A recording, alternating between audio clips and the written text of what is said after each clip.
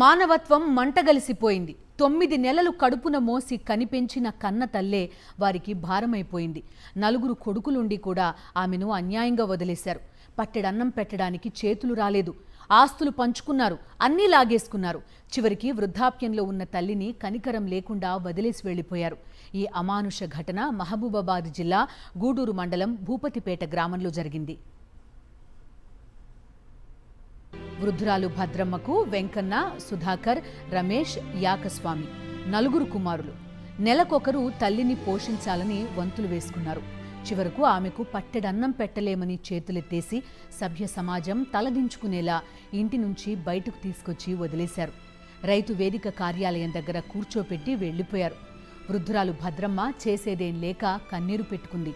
ఈ ఘటన అక్కడున్న ప్రతి ఒక్కరిని కలచివేసింది.